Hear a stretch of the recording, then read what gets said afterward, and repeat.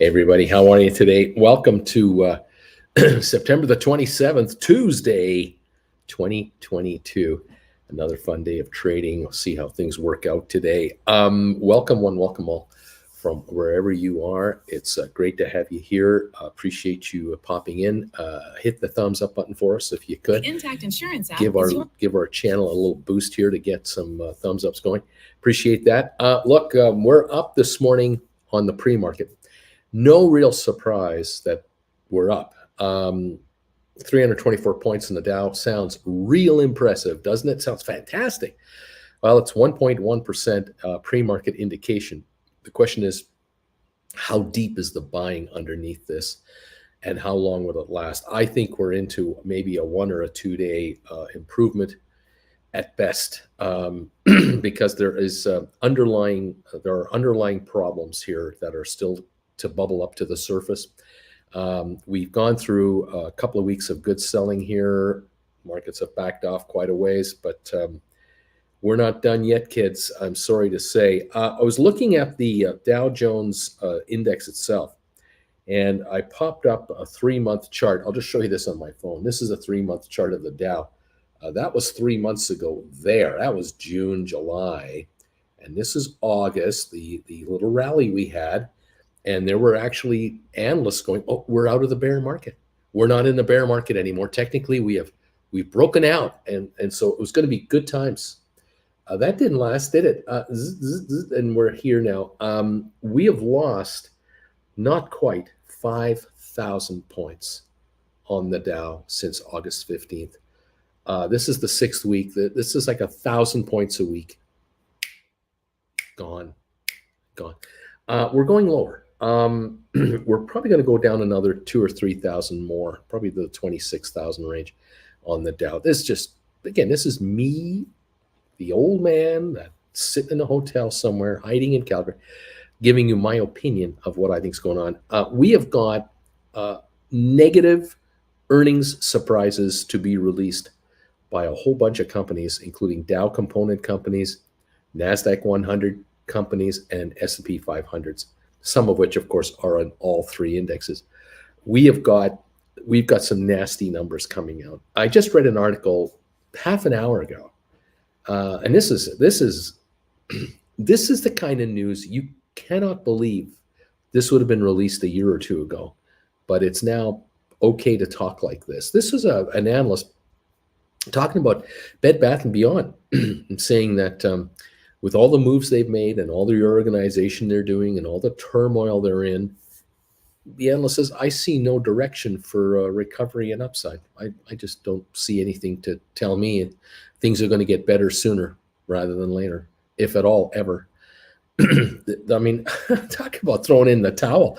Unbelievable. The stock was, 2.5 months ago, $30 a share when Mr. Cohen, Ryan Cohen, was involved in it. Then he walked away smartly, I might add, a smart move on his part. He walked away, and now the stock is down in the, God, I don't even know what it is now, 6 something. I'm not sure. Bed Bath, 637. Yuck. That's correct. Yuck is right. I mean, here's a retailer who's going to report numbers shortly for their latest quarter. The street is anticipating a minimum 25% to 30% drop in sales for the quarter just ended versus a year ago. It might even be 40% less. Losses piling up like you can't believe. I mean, just pounding up. Cash position. The company had $1 billion in cash a year ago. They got $100 million now. They just finished a $500 million refinancing arrangement. They have no money. They are done.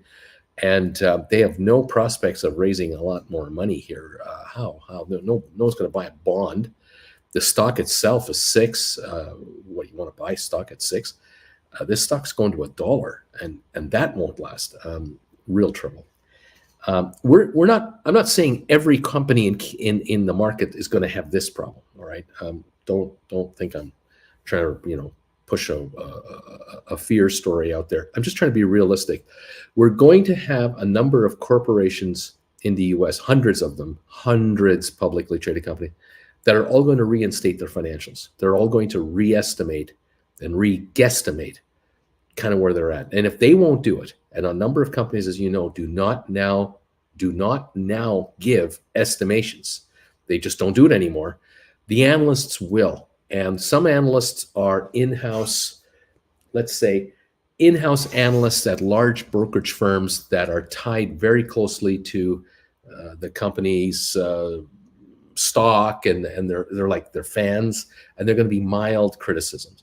And then you're going to get the analysts who have no connection with the company at all. Their management at their firm don't make a dime off of commissions from Apple or Microsoft or Google or anybody else, and they can just freely speak their minds. Those are the analysts I would like to hear from. And we're already getting some of these kind of reports, just like I said on Bed Bath & Beyond. You can imagine that the individual who commented about, I see nothing here that shows me they're on the road to recovery. You can imagine that that person is not involved in the brokerage firm in New York that just helped these guys raise $500 million. I mean, in no way. So that's what I'm looking for on changes. So when we get a bunch of these, and they will just come up every day now, every day for months, not weeks, months. This will be a debilitating hit on the market. It's just going to be debilitating. And if we start seeing unemployment numbers go higher, which is what the Fed wants, we start seeing the economy slow down, which is what the Fed wants. The Feds raise interest rates, which is what they're going to do. They're hoping, the Fed, that the inflation rate will come down. But if the inflation rate doesn't come down very much, it kind of stays at 6 to 8 to 9%. This is the nightmare scenario the Fed doesn't want to be in. The Fed wants to be the big effector. And if they get what they want, they're happy. But if they don't get what they want, they got to keep raising rates. And this is going to undermine the stock market. It's going to undermine equities. Every single stock in the world will go down? No. Certain stocks that are way overpriced? Yes. What about companies that are like former SPACs that we follow? Are they going to get crushed? No. Well, why not, Bruce? Why wouldn't? Because they've already been crushed. They're already at their lows. These companies are cash rich, no debts, and they're growing their business. I'm talking about companies that are cash mediocre. They got money. Cash rich, maybe not. And their forecasts are off, and they're profitable. They'll still be profitable, but not near what they had been the last couple of years and what they were projected to do the next couple of years. And so it's a pause and it's a reset. And we may see a 5, 10, 20% further correction in the markets. And that's what we got. So as option writers, I will keep referring to you as option writers. And I keep saying to you all, you don't have to worry about an upside wave here of incredible profitability coming down the pipeline. Don't worry about, we can't keep up with orders because the demand is just overpowering us. No. We're going to continually hear companies say, well, we have orders for our stuff.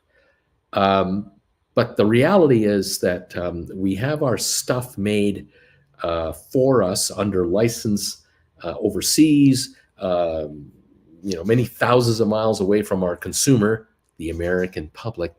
And since we're greedy, we're a greedy corporation like anyone else is greedy. We make the stuff in Indonesia, Vietnam, China, Taiwan, Pakistan, India, Bangladesh, Myanmar. We make stuff in places you may or may not want to go for a holiday at pennies on the dollar, and then we import it into the U.S. and sell it at full-fledged retail to the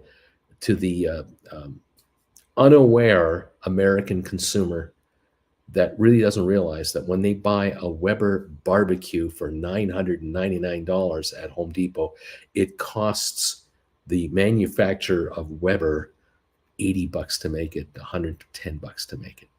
And then they margin it up, and then they get it to Home Depot, they margin it up, and you pay $1,000 for a barbecue that costs less than $100 to make. And you're happy because it's got the Weber brand name on it. And it's guaranteed. No, it's well made. It is well made. But it's well made by third world workers who earn a small fraction of what any North American factory worker would make. Weber could make that product in Cincinnati They could make it in Pittsburgh. They could make that barbecue in Tulsa, Oklahoma. They could produce it at a plant in the USA. They really could. Name any state, they'd probably get state subsidies to open a factory and make the product. I'm not picking on Weber. It's not their fault. They're just one of mine. There's Black and Decker and Skilled Tools and zillions of other manufacturers or importers of goods that Americans love to buy. And Americans get hosed and have to pay world retail price for a product that costs 15 cents on the dollar to make elsewhere. But if you hired Americans to make it at an American plant, you'd have to pay these Americans, guess what? 20, 25, 30 bucks an hour, because what does a burger flipper get at McDonald's now? You work at Starbucks now. You work at, you get an entry-level job at Costco now. What is your starting salary, depending on what state you're in? You're looking at 12, 14, 16, 18, 20 bucks an hour, depending on where you're working, because there's no labor, can't get them in. You want to build a plant where you're certainly going to be unionized in minutes. I mean, within weeks and months, there's a union drive going on, depending on what state you try to set up in, because some states have tried to outlaw unions and screw workers into accepting, the cheapest offer from the employer, otherwise stay unemployed. Of course, that's turned around as well because people are moving. In any event, this old man is saying, hey, they're not going to come to the U.S. and build the plants there and hire Americans. They're not coming to Canada. They're coming to my country and opening up factories with 2,000 jobs. They're going to go to Mexico at the closest location. They're going to Mexico. And from there, they would look at other jurisdictions in Latin America, but likely they'll go to where it's really cheap to operate and where you don't worry about pensions, health care. You don't worry about any benefits to any of these people, and they work 6 days a week, and the employers who hire them treat them like slaves, because they're working for slave wages, and we get the product in our favorite retailers, but the reality is we don't get the savings. The savings, the profits are enjoyed by the entity with the licensed brand name, the so-called licensee of Weber, of Black and Decker, of whatever the brand name is. They bring it in, they mark it up beautifully through offshore corporations, and then they flog it to North Americans at top dollar. Welcome to the world of 2022, 2023. That's what we've got. I want to show you something else. There's a report out today going on about the natural gas deliveries or non-deliveries from Russia to Europe, and they were talking about this pipeline, this Nord Stream number 1 and number 2. And I got a map for you. Let me show you what's going on here. If you're listening to me on your radio, you don't see this, but if you're watching me here's an image for you that I picked up this morning. It's off the BBC. This is some of the most important pipelines out of Russia towards Europe. And if you look at the very top, you'll see Nord Stream number 1 and number 2 up there.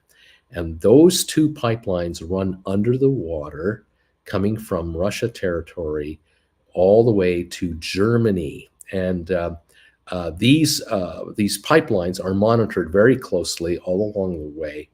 And apparently leaks have been detected where the pressure of the pipelines has been severely compromised. Now, when you move natural gas, you move it under pressure. It's kind of like you blow up a balloon and then you squeeze the balloon and push the air through a straw to the other side, and then it comes into a balloon over there. So it goes from big tanks in Russia all the way through the pipeline under high pressure, very quick, very fast, and then comes into Germany. Huge volumes of natural gas. And just to put it in perspective, if your pressure level drops in the pipeline, that means the pipeline is leaking, and there are breaches in the line. You have to repair them. You have to pressure up the line again, and then you can move gas through efficiently. Otherwise, you are spewing gas into wherever. Now, whether the leaks are underwater or are they at the terminal, at the The beginning point of the line or the ending point of the line is being determined. But I have a suspicion.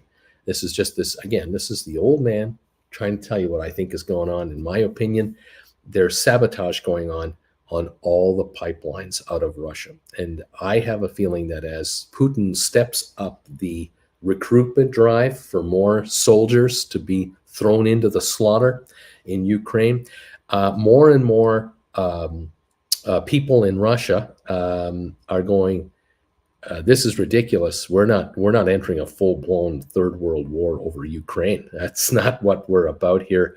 That's not our idea of a good time. Maybe it's this guy's idea of a good time, Putin, but it's not our idea.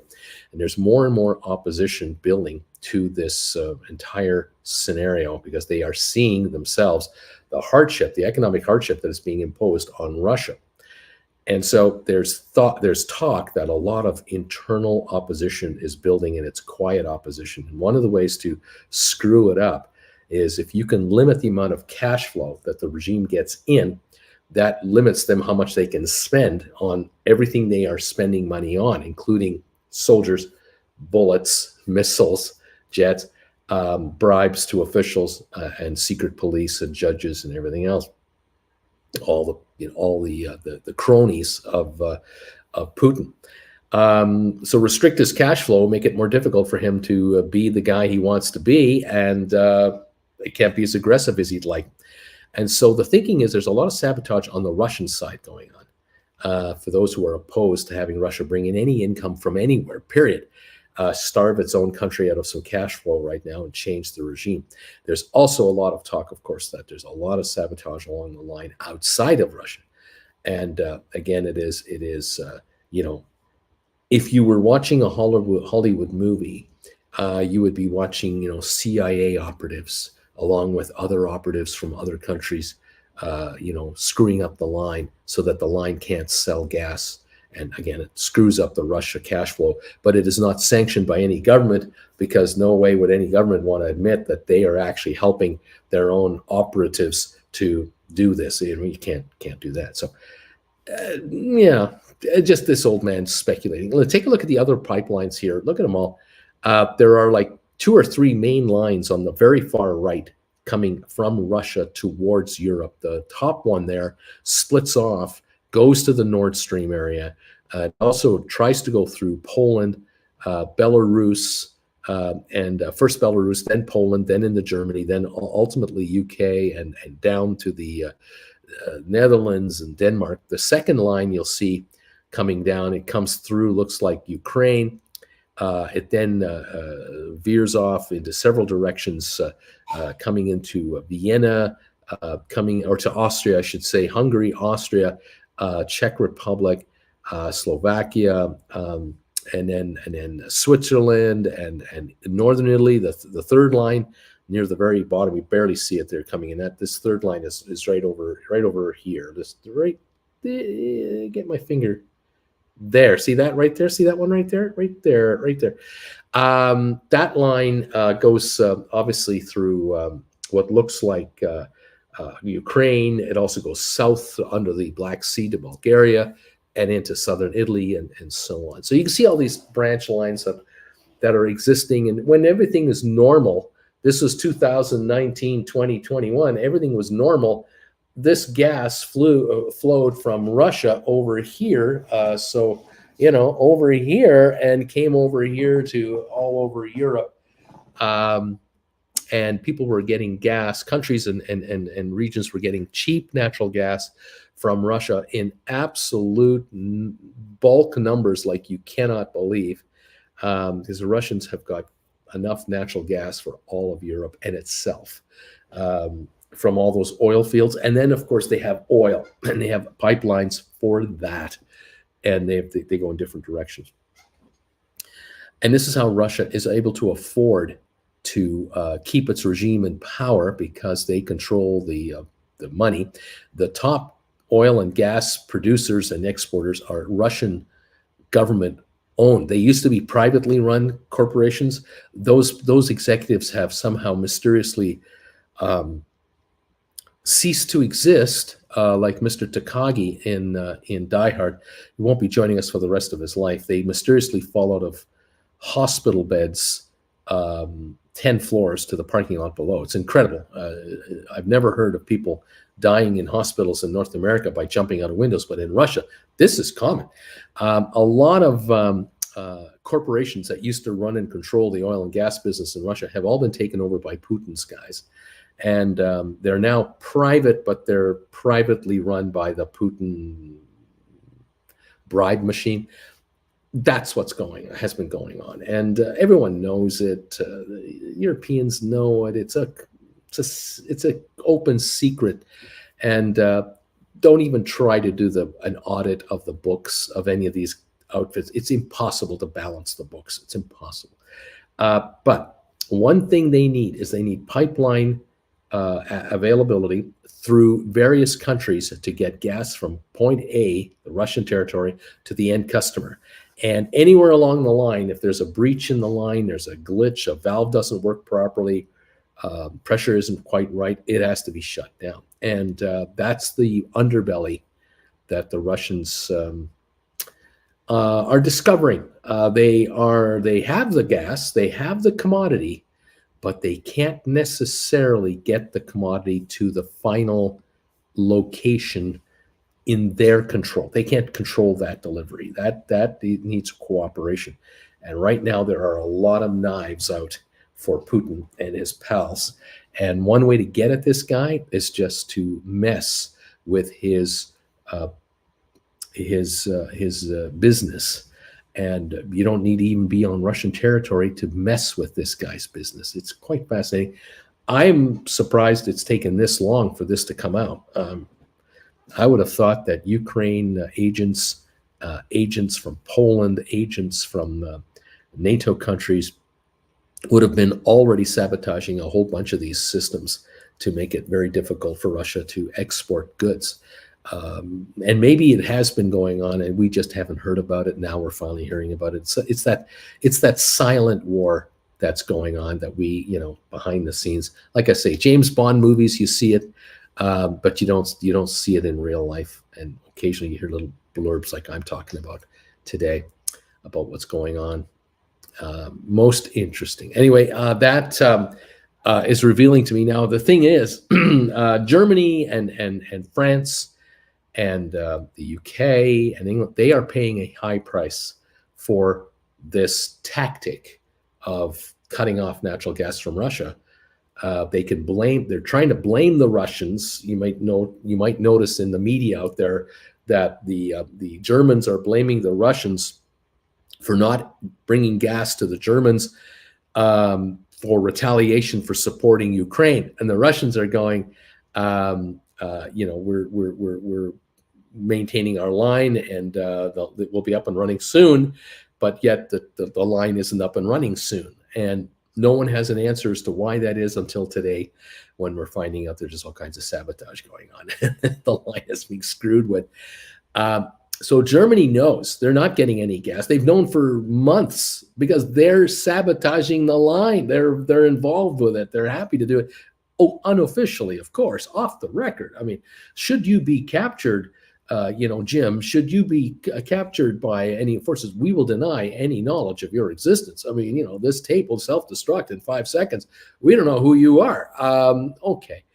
But the German government has known, the French, the Italian, the Austrians, the Swiss, everybody has known that, natural gas from Russia is unlikely to be flowing very much going forward because we're starving them out of money. That's why we're doing it.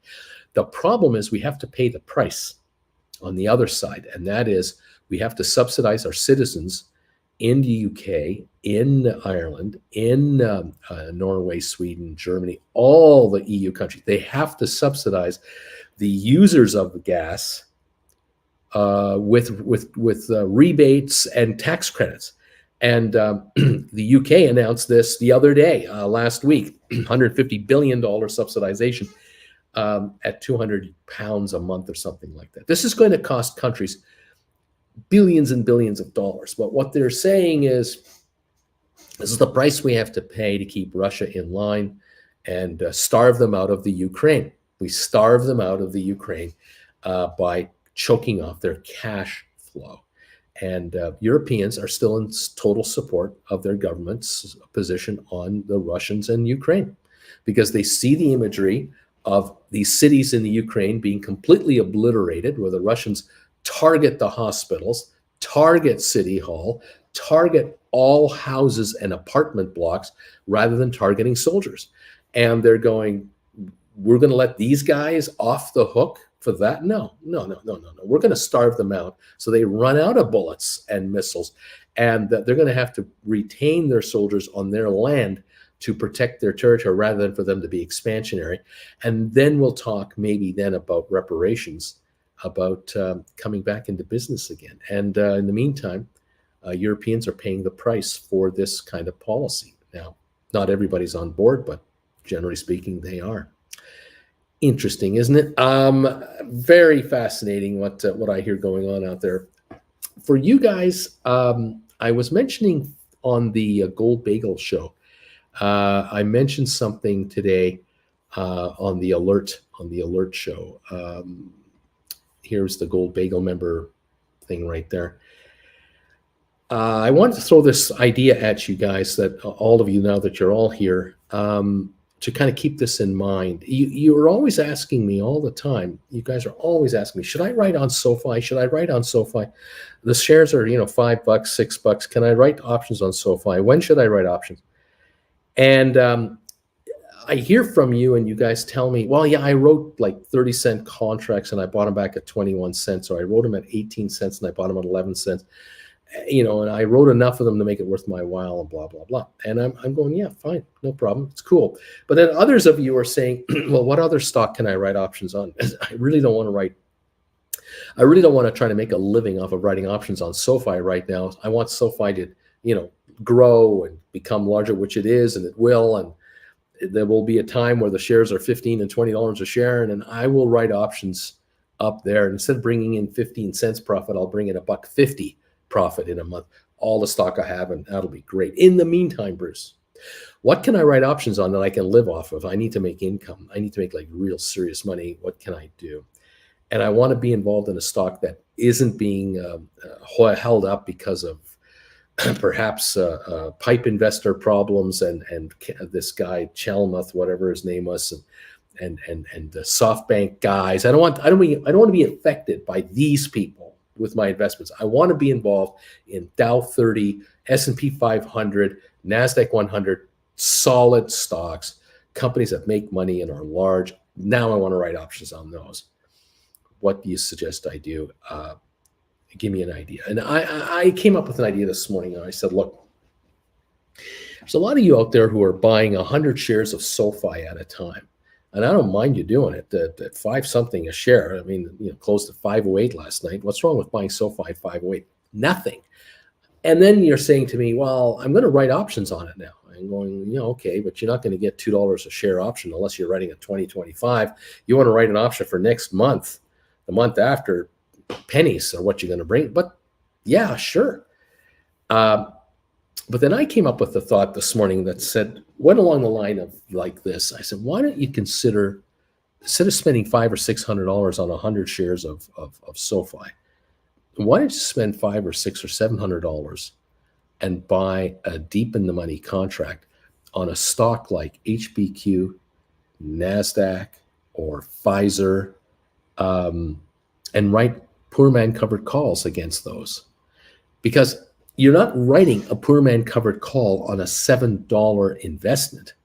You're writing a poor man covered call on a $25 stock. In the case of HPQ, the stock's closed at $24.96 last night.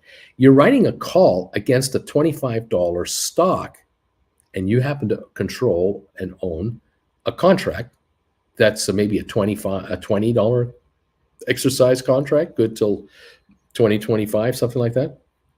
You're shopping the option chain to try to buy in the money call options with a 90-10 rule, so that less than 10% of the cost of the option is time premium. The rest is book value, in the money book value. And you're looking now to write against that asset. Now, if you own 100 shares of HPQ, you got to pay $2,500.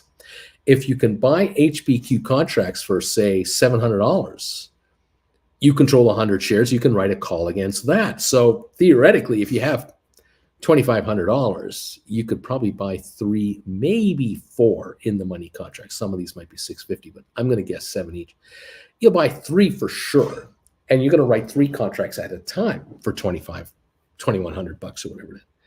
But coming back to the $700 cost acquisition price of one call for $700 lets you write a call that is against a $25 stock. If you do the same thing with Cisco, you look at Cisco, the shares of Cisco are at $40.58. If you're going to buy a $33, $34, or $35 in the money contract, it's not like a way, way in the money contract. A deep in the money would be a $10 below the price. But buying a 33, 34, 35, you could probably scoop these.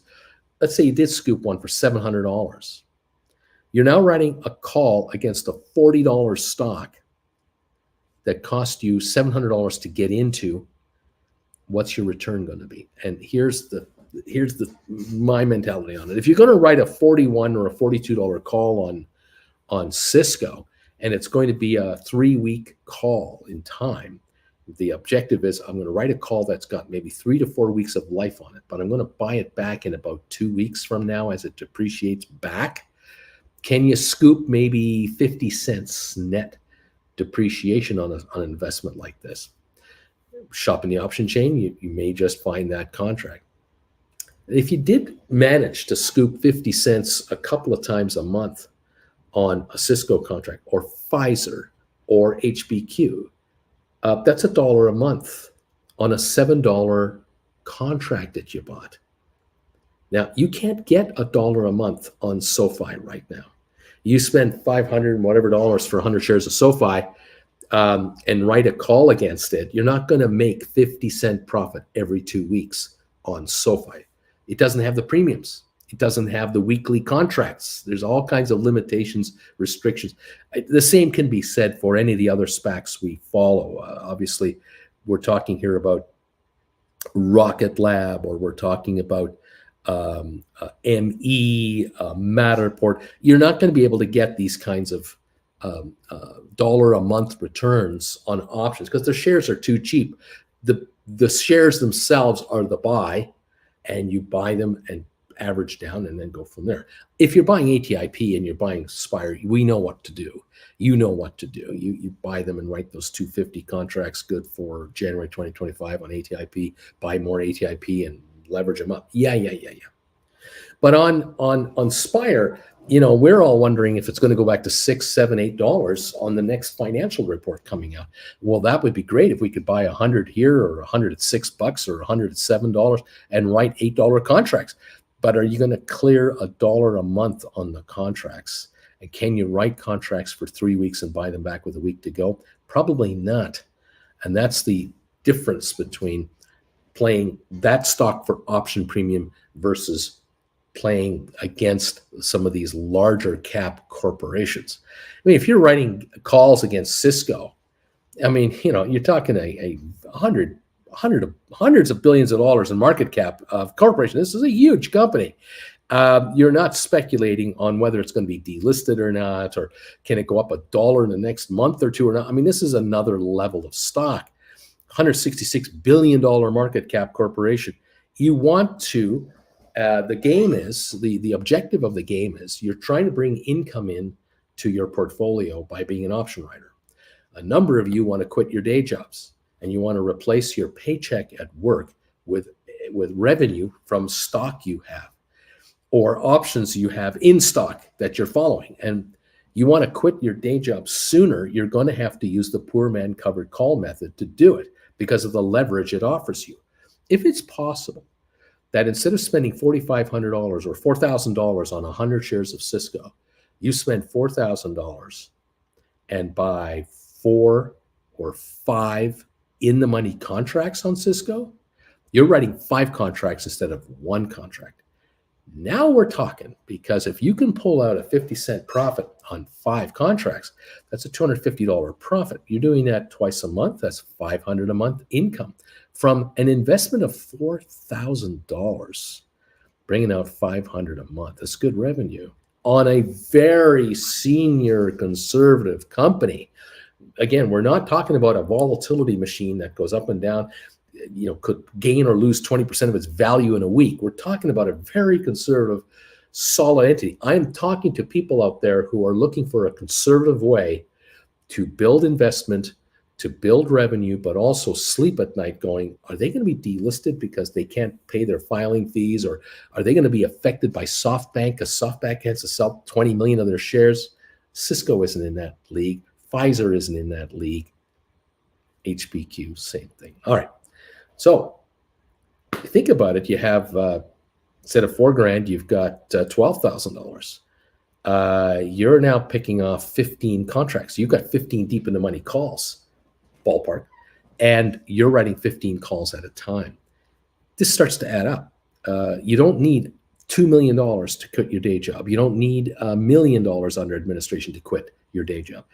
You're quickly looking at under $50,000 to quit your day job. This replaces your day job revenues. And if you want to keep your day job anyway, well, fair enough, or you're going to turn your working career into part-time work that's off of market hours, more power to you. It's whatever you want. It's your life. You decide how to work it. But honestly, if you can write 50 calls on HPQ or 50 calls on Cisco or 50 Pfizer calls, turning them over every 1.5, 2.5 weeks, at 50 calls at a time, at 50 cents a call, ballpark, that's $2,500 a turnover. A couple times a month, that's $5,000 a month of revenue coming in. Now, you need all of it to live off of? Fine. If you only need half of it to live off of? Fine. You have a day job anyway. You have a part-time gig going anyway, and you're living off of that, and all this is just rolled over into growing your portfolio. Fine. But now you are able to write calls on high-quality companies where the cost of a covered call is under $1,000 to do it. You don't need 25 grand to write deep, poor man covered calls. This is why we call them poor man or poor woman covered calls. This is for the smaller investor to get into the game. And I know a lot of you, are sitting there going, I have enough money for 100 shares of this, Bruce. Should I buy 100 shares of blah and then write a call against it? Or should I do a poor man covered call? And my answer to you is if you can do a 3, 4, or 5-to-1 ratio, where instead of buying 100 shares of whatever stock, you can buy 5 in the money calls instead that are good for a year and a half, 2 years, and write against those, then you have 5 times the leverage. That's like owning 500 shares of these companies. This is leverage that works in your favor. And we're talking about SPAC money. This is the thing I'm getting at. I'm talking about the equivalent of buying 500 shares of SoFi at $5 or $6 a share. If you can buy a contract for $5 or $6, and you're $500, $600 a contract, if you can afford 5 of those, you're now writing 5 or 6 contracts at a time. And every time you amass another $500, $600 of capital, whether you're saving $500 a month from your work and you're getting some option money in here in Cobblestone, you might find that every 3 weeks you can acquire another deep in the money call. Now you're writing an additional call. And every in 3 or 4 months, you've added 4 or 5 calls to your arsenal of calls. You're now writing 10 calls at a time. Your income level is quickly appreciating, even though it might be $40, like $40 profit on these calls, 50 on these, 35 on those, 65 on those. You're pulling in 30, 50, 70, 80 cents a call profit, depending on the circumstances and the fluctuations and the market and all that other crap. You got to be thinking to yourself, I can do 10 at a time instead of 100 shares one at a time. I am building my way up to cash flow here. And that is the objective. And that's what I mentioned this morning on the Gold Bagel Show. It might be worth your while. Again, you have to look into it. You have to decide. You have to see if it's right for you. Depending on the stock and the volatility and how much cash you have and all that stuff. All right. Okay. There you are. Look, the market right now, we're still, what are we waiting now? 19 minutes from the opening or 29 minutes? I can't read. We got a 241 point gain on the Dow. We were 350, 360. We're backing up a little bit. S&P up 39, NASDAQ up 151. I wouldn't be surprised if the gain to start the morning is 100, 150 points. I just don't see a 500-point day today on the upside. I don't think so. There's too much negative news out there. Too many obstacles for the market to have a free run to take another shot. Now, I read another thing this morning talking about the VIX, the volatility index. When the volatility index rises, that means the investors are more nervous about the markets. When the volatility index drops, that means they're more comfortable. And any VIX reading that reaches 30 or higher that causes great concern. Anything over 40, that's panic. That is real trouble. And the VIX has been in this 30 range a few times in the last year, 2, 3. I mean, forever. I mean, it always fluctuates. But the VIX is something you have to take a look at and keep an eye on as one of those indicators that could be, indicating the so-called mood of the market players. I guess I'm trying to find the right word here. The VIX right now is 3109 as I speak. And when the VIX is in the 30s, there are analysts out there who say after so many days in the 30s, you might be in a position where there could be a snapback rally being formulated. There could be a situation where the negativity is so overrated that eventually you could have a snapback pop from that for a while. And some of the analysts out there have said, we've had 3 this year. We had one in March. We had one in May. We had one in June. We might have another one brewing now. And again, to me, this is the 8-second attention span market analysts talking. They are credited, they're claiming there have been 3 episodes of this. And it's possible. It's very possible that millions of people who follow the VIX and who follow momentum trading, they're eager to get on the bandwagon, whether it's a down market or an up market. They don't care. They just move. That's all they want is movement. Because when the markets go down, they short to cover. And when the markets go up, they go long to sell. And if they feel, and if they can convince enough of the market to feel the way they feel, that with the VIX at 31 to 32 to 33, we might be overcooked on the downside for a while. We may have a rally. Well, the rally might last a week. It might last a month. It might be 1,000-point Dow rally. It might be a 2,500-point Dow rally. I don't know. But there are a lot of people out there always looking for the next move in the market. There's what we call the short-termers, the momentum traders. The big picture doesn't go away. We're in a bear market. We're going into a recession likely in the U.S., where there are certainly countries already in a recession and have been for months around the world, some of which are G20 countries. It's only inevitable that America is going to join them. The Federal Reserve is actively making sure the U.S. will enter a recession because they've already admitted there will be pain when we raise interest rates to control inflation. The pain is a recession and unemployment. And so the trend is lower. The trend is lower and lower and lower. But there can be pockets of pops. There can be pops inside the trend. And this is what these guys are talking about. So when you hear about the VIX and people talking about taking advantage of a momentum move, a VIX move, something like that, this is kind of what I'm talking about. In plain English, we just have these 8-second attention span traders looking for momentum. What's the flavor of the day, we used to say in the market? What's our flavor of the day? And we'd rattle off a stock and go, oh, that's today's flavor of the day. IBM came out with a report. Oh, that's the flavor of the day, IBM. Tomorrow, oh, it's Apple. The day after tomorrow, US Steel. The next day it was GM. There's always a flavor of the day. And right now, one of the flavors of the day is this talk about the VIX possibly peaking for a bit and then coming back down into the 20s again, which could cause a bit of a rally. Where the rally's coming from, which stock, I have no idea. That remains to be seen. And of course, a lot of momentum traders, they don't care about what stock is moving or not. They couldn't care less. They're going to buy and sell the index. They're index traders. They're trading QQQ contracts.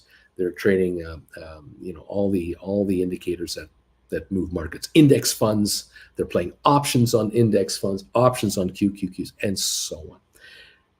I steer you away from that. I really don't go there for you guys. I come back to the basics with all of you who are here, because I've only been talking to you about options for about a year and a half, and you've still only learned this much about this picture, and you're succeeding in sticking to your knitting. And this is the thing about this market that is so hard to do sometimes. You have got to train yourself not to go off your path of success. And you got to use the KISS method. Keep it simple, stupid. If you are good at writing GameStop contracts, you're good at writing Cisco contracts or Pfizer's or IBM's or Apple's or a couple of them, then you stay there. You do not now go into exotic, ridiculous areas that you know nothing about because you heard it looks good. You can't be doing that. You have to stick to your knitting. Some of you are okay at writing options, but you're not very good at it. But you're winning more than you're losing, but you're not winning. You're not making the big money yet, and you're trying to figure this out. You're calling me on. You're having one-on-ones with me, which, by the way, if anybody wants a one-on-one, I'm open this Sunday for three slots. You contact me for a one-on-one, and we review your trades, figure out what you did and when you did it and how you did it and why you did it. And many of you are wise enough to quickly figure out, after a couple of days of doing a few trades, you analyze the trades you've done in the last 2 weeks, and you self-identify the problem. And you figure out, oh yeah, I did everything right. I wrote an out-of-the-money contract. I took in nothing but time premium. I brought the money into my account, but I forgot one thing. The one thing I forgot was I forgot to fold my arms and keep them folded because I got too excited and I unfolded my arms and I started trading again because I feel like I have to always be trading. And that is not the case with option writers. You do not need to be aggressive traders to make money in the options market. As a matter of fact, some of the most unaggressive traders make the big money on options because they allow their options to actually do what they're supposed to do, which is shrink in value through the passage of time. The problem is the passage of time requires you to do this. It's very hard to do all the time, especially when you see all kinds of stuff going on and you watch CNBC and they're talking action, and you watch this, you watch that. Your whole television system is an 8-second attention span thing. I don't know if you ever noticed this, but if you ever watch a new TV show that is being broadcast now, or you're watching a movie that's on Netflix or wherever you like to go, your HBO, what have you, the movie that's been made in the last 10 years, have you ever thought about watching a movie and say to yourself, I'm going to go, when I see a scene on a movie, I'm going to start counting 1,000, 2, 1,000, 3, until they change camera angles. So you have two actors talking to each other. They're talking to each other, and they're out on the street, and you see them talking to each other. And you go 1,000, 2, 1,000, and then you only see a close-up of one of them, and that's 1,000, 2. Then you see a close-up of the other one, 1,000, 2, 1,000, 3, 1,000. Then you see a picture of the two of them again. Then you see a drone shot of the two of them, and it's a moving shot. Then you see a picture of the two of them talking from across the street. Take a look at how little time the picture doesn't move, where it's just the two of them talking to each other, and you're watching the two of them talk. You are constantly being hit with scene changes. The other way to know that the attention span of this world has changed dramatically on the television or on movies. If you ever watch a movie in your living room, your media room, wherever, your bedroom, and you turned off all the lights, And this is really true if you're not in the room. If your wife is watching a show on television, doesn't matter what it is. It can be America's Got Talent. It can be anything, any entertainment venue or a movie, and you're not in the room, but you can see the glow of the TV. You don't see the picture, just the glow on the ceiling of the television. You know that every time that glow of light changes, that's a scene change. That's another camera angle on whatever they're doing. Just sit in your other room and just look at the glow and do the 1,000, 2, 1,000. You'll notice that less than 8 seconds, it changes. It changes. The editing is unbelievable now. It's constant eyeball entertainment. This is the way of the world that our children are into, we're into. We don't realize it, but we're into it. This is why variety shows don't last on TV anymore. The Carol Burnett show, the Red Skelton show, the Jack Benny program, they had 3 cameras in front of a live audience with a stage. And you had skits being played out on a stage in front of a live audience, and you only had 3 cameras. They didn't have 8-second attention span timeframes. There would be 20 seconds where you would see the entire set, and there'd be 4 actors on the entire set. Look at Saturday Night Live. Take a look at skits on Saturday Night Live. They've got 3, 4, 5 cameras, and they're constantly shifting with a close-up shot of 1 actor, close-up shot of 2 actors, then all 4 actors, then back to 1 actor. As each character says their line, they're constantly giving you another angle. This is the world in which we live. There is no attention span given to anything. And that's true in investments. I'm coming right back to you guys. You're looking at this guy on 1 camera, and all he's doing is moving his hands and trying to move his head, and I'm trying to keep you entertained with this. But in reality, it's the words that I'm trying to give you that are your attention span holder. And I'm up against television shows and movie programs and our friends on CNBC and on Fox Business and CNN Business, all these networks that constantly have different shots to keep your eyeballs entertained, because it's all visual. And I'm trying to say to you guys, you want to write options and make money? You got to do this. You got to be more patient. And many of you have admitted to me, Bruce, I did everything like you said. I wrote that call. I brought in 275, and it started to go down. And then I bought it back at 160. And a day and a half later, it was 48 cents. And I could have had the extra 48. I could have had that extra $1.20. Instead of making 90 cents, I could have made $2.10 on it. Yeah, times 10 contracts, $2,100. Yeah, the $1,000 mistake. I bought 10 calls back too high because I didn't take my time with it. I didn't let the depreciation happen. Even though the stock stayed flat for the next 3 days, the contract kept depreciating and deteriorating because it's an out-of-the-money contract that was dying on Friday, and I bought it back on Tuesday. I should have waited till Thursday afternoon. This is how this business can eat you alive, is when you don't let your trades work out.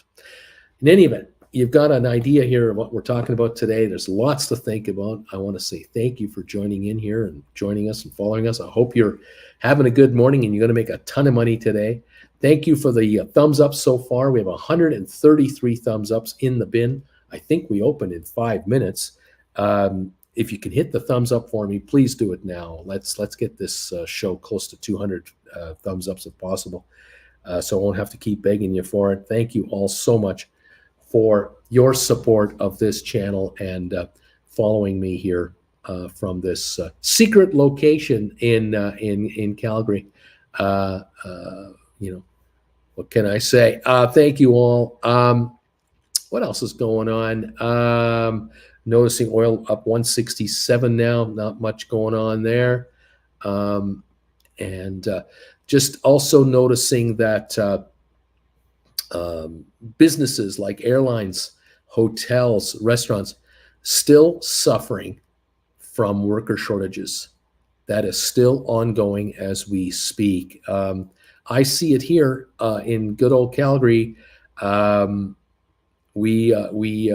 Jen and I were in a hotel right now, so we're having breakfast in the hotel because it's included. But after that, we're on our own, and we go out for to a fast food restaurant, or we go to a Costco, what have you. Staff shortages. There are staff shortages all over the place. By the way, 149 thumbs ups, guys. 51 more. We got 200. Keep them coming in. Thank you, everybody. I'm amazed at the staff shortages and how this has not been resolved. Summer has come and gone, and the kids are back in school. The university kids are here. They're back in school, the college kids. And normally these are the kids that get part-time jobs to help support their school. And they do get part-time jobs, and they work hard. They're hard workers. They're young. They have the energy. They can recover faster. They can juggle a number of balls at the same time, study, attend class, homework, work on the side. And yet there are openings everywhere. It's just unbelievable. Openings everywhere. The other thing I noticed the other day, we're at a Tim Hortons near our place here. We went in for a little nibble, and the entire staff is Filipino. The entire staff, from the drive-through to the food preparers, for the in-restaurant servers behind the counter, the kitchen staff in the back, the managers, all Filipino. And they were speaking to each other in Filipino and speaking to the customers in English. And they were doing a fabulous job, an absolute fabulous, seamless, professional, well-prepared food. The restaurant's spotless. The seating areas were always being cleaned up in case there was any mess. Really well done. And I believe it had been in the past, and I think it's still ongoing. Companies like Tim Hortons can import labor under contract from countries like the Philippines. But these folks here, they had to not only be given their jobs, they also had to be provided accommodation.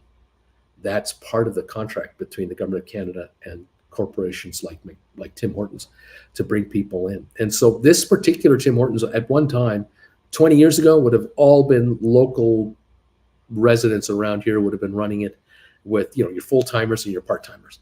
That has changed. It's all changed out. The youth around here, the young kids, the teenagers, the 19-year-olds, the 20-year-olds, the 23-year-olds, these folks have got better paying gigs, and they're not working for Tim Hortons. They're finding better paying gigs elsewhere for whatever the reason is. And so Tim Hortons is scrambling to fill the void, and they can't have substandard employees because people who go through the drive-through and people who walk in the door expect instant service. That's the thing about McDonald's and Wendy's and in this case here in Canada, Tim Hortons.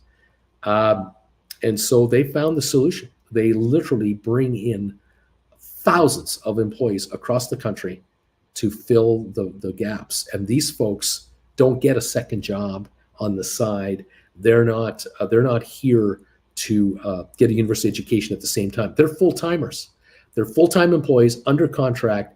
They're making dough in Canada, sending money back home to the family. This is the deal. Now, some of these folks are in their 20s and 30s, and they either have children or they're going to have children. They're planning a wedding or are married and are now saving for a house. And it's not uncommon for husbands and wives to come over here before they have kids to build a bit of a fortune, a nest egg of dough for 3 or 5 years, and then go home and live in the Philippines full-time from there, having done their 5-year tour here, making this money. It's fascinating. It's absolutely fascinating. I was watching the staff behind the counter the other day, and I was really impressed because these folks have been well trained, and they train each other now to figure out the logistics, and it's just a well-oiled machine. It's an amazing change in the workforce. Now, many Canadians are completely against this. They don't want any imported workers in here. They don't want any of that. They just want nothing but locals. But they are sadly mistaken when they think that they're available. Can't be done. But what blows my mind is that a corporation will fly people over from overseas, house them full time, and have them working as well. Um, and they're paying them they're paying all these expenses to do this, and the government fees, the filing fees and the import costs and the passports and the endless paperwork of government to get these folks in, rather than be able to hire Calgarians to do the job. It's not that there aren't any Calgarians in any of the Tim Hortons, it's a minority. There's a minority of people who are from around here working in the Tim Hortons. A majority of them are imported labor. It's incredible. And yet, you order your coffee, it's perfectly done every time. They're smiling at the window, have a nice day. They're learning English very well. They're just sponges. Now when they go home, they're bilingual, English and Filipino. They know the North American work ethic. They have moved up in their society dramatically with this overseas experience. Now they are hireable by Western-based hotel and resort operators in the Philippines because these folks have worked here. They know what it takes to work a 40-hour shift or whatever it is. It's amazing. But again, there are those who are completely opposed to it. That's the way it is. We're open. We have the rant is on, and Larry has quietly opened the market for me. Thank you, Larry, for hitting the bells. Thank you, one and all, for tolerating the old man's rants. Hope you're doing okay. Hope you can make some money today. Let's see what happens. We have 160 thumbs ups. If you can throw a thumbs up our way, please do. Appreciate it. We were at 25.36 on GameStop to open the morning here. We're up about, where are we now? 25.42, up 94 cents on the little pop. Perfect. This is an opportunity for you to write calls that you haven't been able to write lately at a nice price. Offer your calls on stink offers. Don't hit bids. On the other hand, if you're able to do rollovers of contracts, fantastic if you need to. But I think a lot of you with a 25.42 stock probably are not in a position to worry about rollovers at this point. The stock hasn't gone up enough for that. Apple's up 305 to 153.82. We've got SoFi up 17 to 525. We've got Rocket Lab at 433.9, up about 11 cents. HPQ up 52 cents. Speaking of HPQ, 25.49 now. I'm not surprised to see this. The stock has been underperforming now for 2 weeks, and it may have gone a little too far too fast on the downside. HPQ, 25.48. AMC and Ape combined right now, they're up about 81 cents.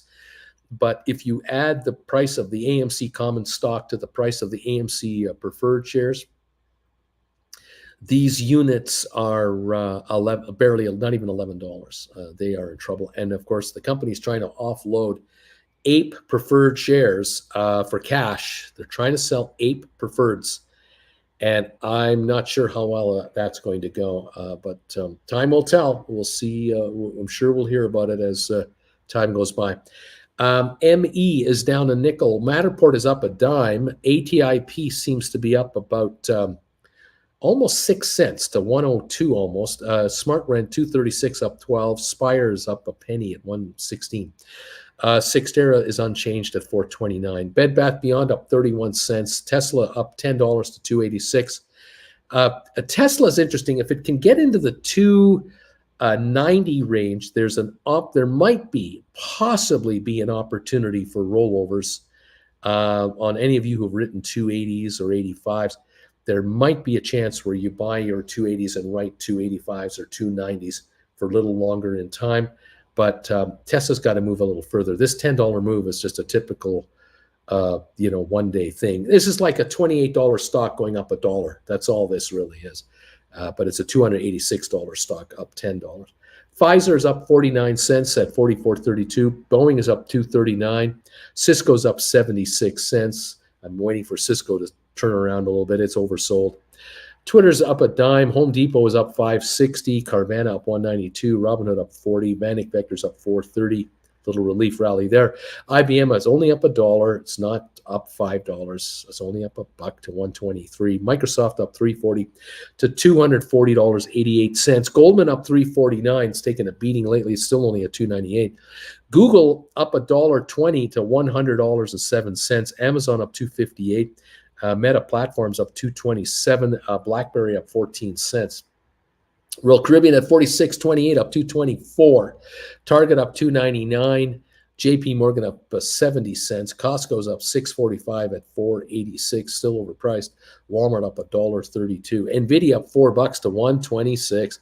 Disney up $1 to 99. Moderna up 2.39. American Airlines up 37 cents to 12.23. Just over 12 now. Netflix up $5, and other than that, I see green everywhere else, but it's fractional. We have a lot of fractional gains right now. The Dow at the moment up 286 points, trying a little relief rally here. S&P's up 50, NASDAQ up 198. Oil up $1.13. That's all oil is recovering at, because the pros, the analysts, are quite rightly guessing oil will have weaker demand than previously expected through the winter. I heard today, I think it was Goldman Sachs, I'm not sure, I think it was Goldman, said that they're revising their target price for crude oil through the winter. They're revising it to $100 a barrel, down from $125 a barrel. That's their estimate now.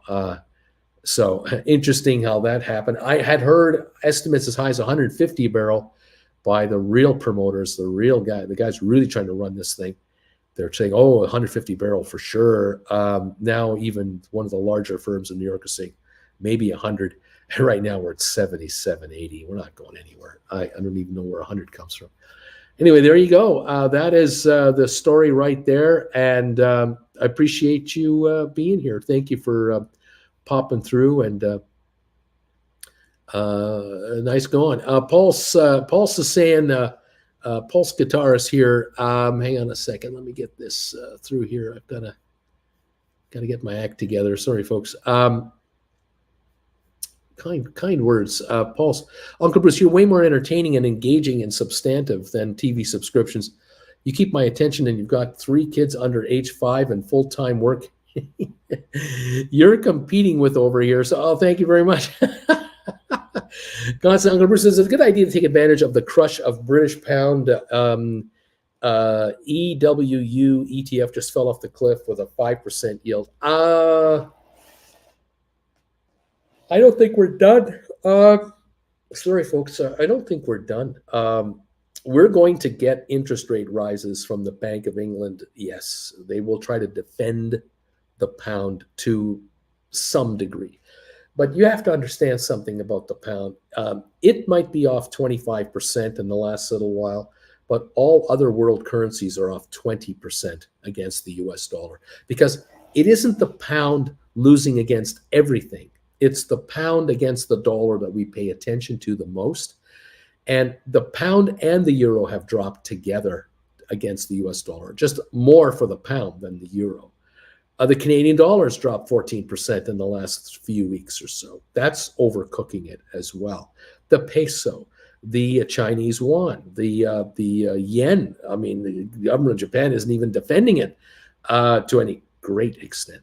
And so the analysts out there are saying, keep an eye on the fact that, yes, the US dollar is rising against world currencies, but there isn't one currency off 50% and all the rest only down 20%.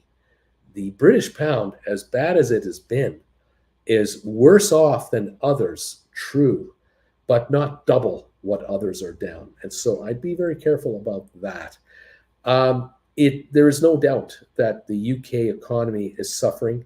There's no doubt the UK economy is going to continue to retreat. No question inflation will be higher in the UK than other Western countries, because the UK is one of the world's most active importers, exporters on the planet. Singapore is the same thing. They import, export as just a matter of course. Americans, Canadians don't fully realize how much we import export. If you talk to the average Canadian or American living in the north, if you talk to an American citizen living in the northern half of America, they would be aware pretty well of the amount of trade that is done between Canada and the United States, the world's two single largest trading partners, period. There's more business done between Canada and America than really anywhere else. But between Canada, America, and Europe, or Canada, America, and China, with China, Canada, and America, we import a lot more in than we export out.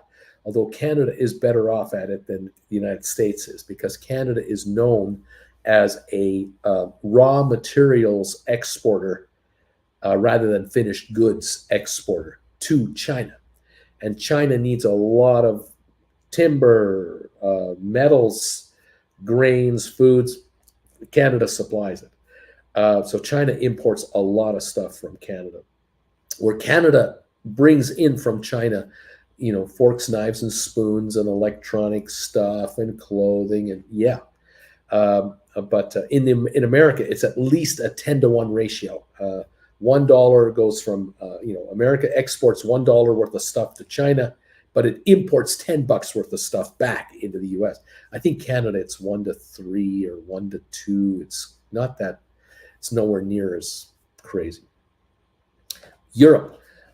Canada and America export to Europe a lot and import a lot. Where do the Audis come from? Where do the Mercedes-Benzes come from? Where do the Volkswagens come from? Where do the Peugeots come from?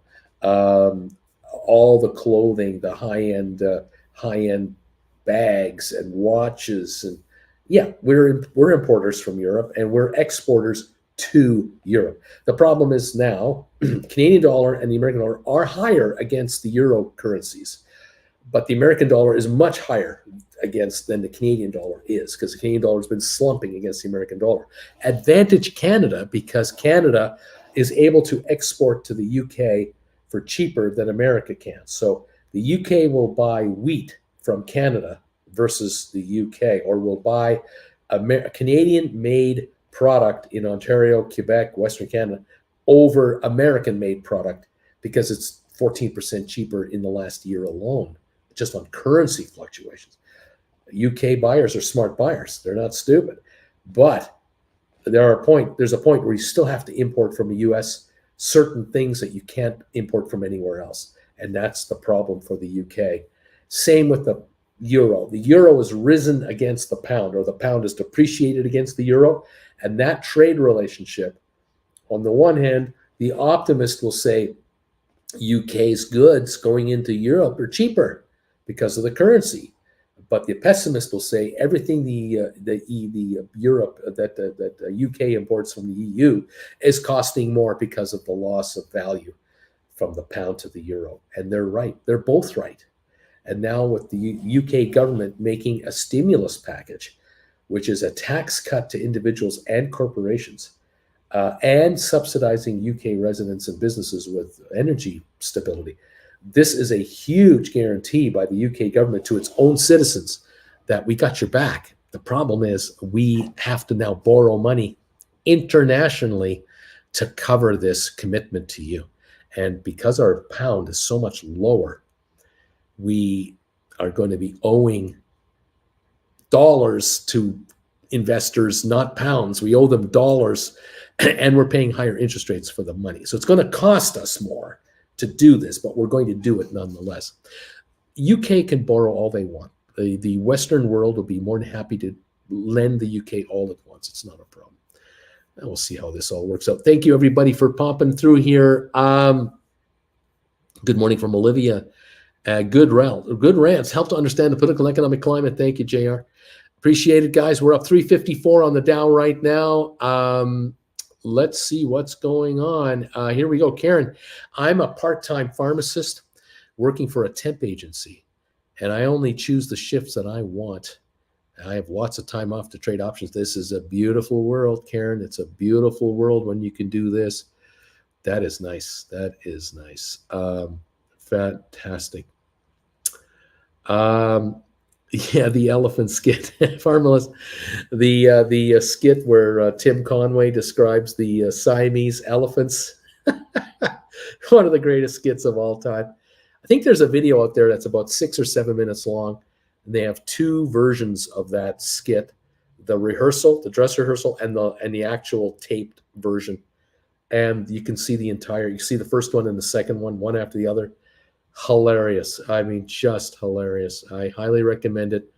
Just enter in Google Carol Burnett Show Elephant Skit. You'll find all kinds of videos on it, and one or two of them have 30 million views. Yeah, it's been viewed a lot. Beautiful. Here we go.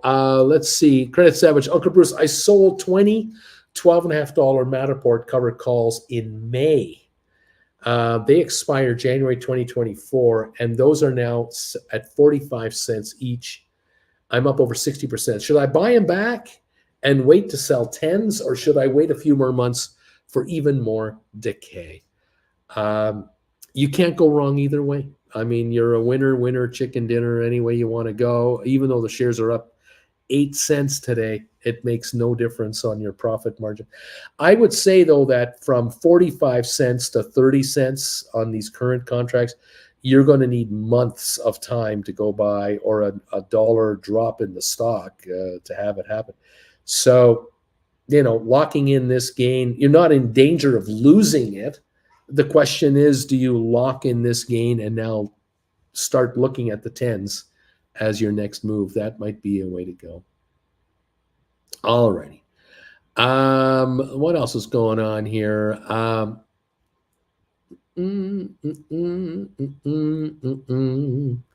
Alex is here today. Hi, Alex. I'm number 123, Bruce, on the thumbs up meter. Good afternoon on all from the UK, known as Inflation Island.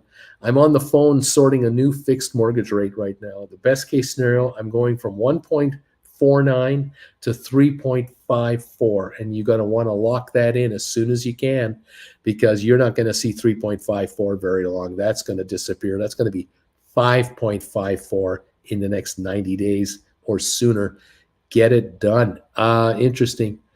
And let's see. Credit Savage. Bertie, my job just calls me and asks if I want to work a specific job.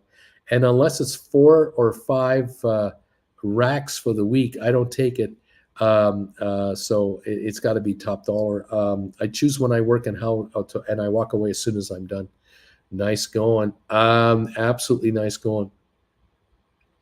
And Credit Savage, I am now a house husband and part-time worker thanks to covered calls and Uncle Bruce.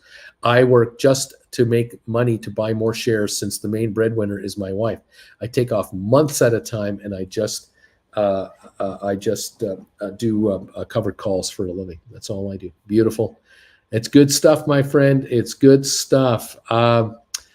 Thank you all for all these great comments, and thank you for keeping us posted how you're doing. Hopefully you're making a whole bunch of money writing contracts here. That's what I'm hoping will be going on. And thank you, Olivia, for number 169. Good stuff. Thank you guys for popping through. We now have on the thumbs up meter 184 of them. You guys are incredible. Thank you very much. Only 16 required to get me to 200 thumbs ups, guys. Thank you so much for popping in these thumbs ups for us and getting us to 200 every single day. You're able to do it no matter how many people are here. And then we go even higher. It's beautiful. Also, those of you watching on the rerun, thank you for hitting the thumbs up button, because they keep rising even after the show's over. I love you for it. Thank you all a ton. I really appreciate it. No, 187 now, 13 left to get, and we've got 200 thumbs ups again for the day. Thank you, one and all. 266 of you here. I hope you're writing options. We're looking at the markets. We're up 309 on the Dow. Apple's up 284. GameStop 116 higher at 25.64. SoFi up 18 cents. Rocket Lab up 6 cents at 429. HBQ up 31, giving up some of the gains, 25.26. We got ME up 4, Matterport up 5, ATIP seems to be up about 6 cents. Smart Rent is up 15.5 to 239.5, almost $2.40. Spire unchanged. Cyxtera up 7. Bed Bath Beyond up 24. Tesla up 10 bucks, 286. We've topped off a bit and we're backing up. We got to 288. We're now 286. Watching to see if this backs up some more. Probably will. Pfizer up 59 cents to 44.42. Boeing up 205. Cisco up 68 cents right here. Home Depot up 5.59. Vanik now is up to where is it at here? Vanik it's now up 253 to 192. IBM up 147. Microsoft up $2. Goldman up 135. Google up 55 cents. Amazon up 165. There you go, folks. Always be on the lookout. If you have some capital lying around, look for bargains on deep in the money calls. You want to buy deep in the money calls on stocks with low PE multiples. The reason I say that is you do not want to be a holder of in the money calls on stocks that could get serious downgrades because of earnings misses. You don't want to have high PE multiple stocks in your possession on poor man covered calls because your calls will be quickly out of the money. They're in the money now. They'll quickly be at the money and then out of the money, and you can't write on them. You want to be into stock like HPQ, like Cisco, Pfizer, really low PE multiple stocks. You're in the money behind the price of the stock, and now you're writing contracts confidently without worrying about the contract you have becoming out of the money. It sounds boring, but it isn't. The best thing about writing covered calls, like I said, when you have a $6, $7 in the money call and you're writing against a $30 stock, a $45 stock, fantastic leverage in your direction. You could be bringing in $1.50 on a call, buying it back for 80 cents, making a 70-cent profit on a $700 contract. You made 70 bucks on a $700 investment every week or two or three. Kind of nice. It really is a nice return on your cash. All right. Ed, Uncle Bruce, we talked about SoFi 7.5 for January 2024. If we top 7.5 in the next months, will a January 24 cover call get exercised? Kind of hoping it would. Well, I'll put it to you this way. If you write a $7.5 call for January 2024, you will be exercised on January 2024 if it's over 750. If the stock goes to 780 to 820 next week, next month, 3 months from now, no guarantee you're going to be exercised immediately. That contract you have or contracts you wrote may never get exercised until exercise day, the last day of the contract's life. So that's the way it is. Sometimes you do get exercised with months to go, a year to go. You can't believe it, but not necessarily. There's no guarantee of that. And I still have my day job since I'm a breadwinner. My goal is to retire sooner, maybe in 10 years, and then have a great portfolio to live off of. Thanks, Uncle Bruce. Right on, buddy. Thank you. Ed Hawkins, number 188, buddy. I'm there. Michael Nazareth, I am the same. Zeta State, check 168. I'm at 168. Thank you, everybody. We now have 193 thumbs ups. Now 194, actually. 6 to go, and we're there. 6 thumbs ups, and we've got 200. Thank you all for coming in for me. I appreciate these, every single one of them. It's fantastic. Thank you. 194 and counting, looking for 200 plus. And it's going to happen at any time. There's 3 more. 197, 3 left to go. 199, there we go. 1 away from 200. You guys are incredible. Thank you. There it is, number 200. Awesome stuff, everyone. Fabulous. Can't ask for more, but I always do. Cindy, I'm 196. Thank you, Cindy. Appreciate it. SoFi 530 up 22, a little better. Rocket Lab up 9.5. HPQ is up 27 cents, slipping a little from its highs of the morning. GameStop at 25.75.76 looks like. Let's take a look at the range for GameStop today. Let's take a look. We got a low of 25.13 on GameStop and a high of 25.82, and we're at 25.74. Well, obviously near the high, up 126, but the entire range has only been 69 cents. That's all we've done today on GameStop. We have not had a wild $2 move at all. It's very slight, and we're at 25.75 at the moment, going through. The volume on GameStop so far this morning, 709,000 shares, not even 200,000 pre-split. So it's dead calm quiet on GameStop. So it's a sympathetic move. It's a dead cat bounce reaction move. The stock has come from the 30s now in the last week and a half. Prior to that, it was up in the 40s. I mean, we've dropped 20 bucks a share down to here. That's a drop. And it touched 23 for a few minutes last week. You know, we're just short of 26 bucks at 25.75. That's not to be not outrageous. Christina, Uncle Bruce, do you think I should take advantage of the pop and close my 24 and a halves and roll up and out? You think I can do that? Well, you might be able to make a move on something like that. 25.78 here. If the shares want to approach 25.80, 85.90, you might get a nice premium for whatever you're going to write to replace these. Obviously, you're in the money right now, $1.26 or something like that. If you're able to scoop them for a little over book value, not too much over book, and then write a call that's a 25, let's say, a 25 and a half or a 26, let's say, that's a week or two further out. Maybe you can get just as much for that or more than what these cost you, and you've moved up $1.50, $2 in premium. Check it out. Absolutely. If it's available, great. Move things up for Bruce. Thank you for the thumbs. Now, this is a fall too far, too fast move back up, a dead cat bounce, then we go lower, in my opinion. Michael wrote some GameStop 27s for next Friday at 113 each. There we go. Coyote, I think they might have broken 1,000 in NFT revenue. That's it. Nazareth, I wrote 25s for October 7th. I got 275 for them. Wow. Well, that's an in-the-money contract now. Obviously, 85 cents in the money at this moment in time, or 78 cents.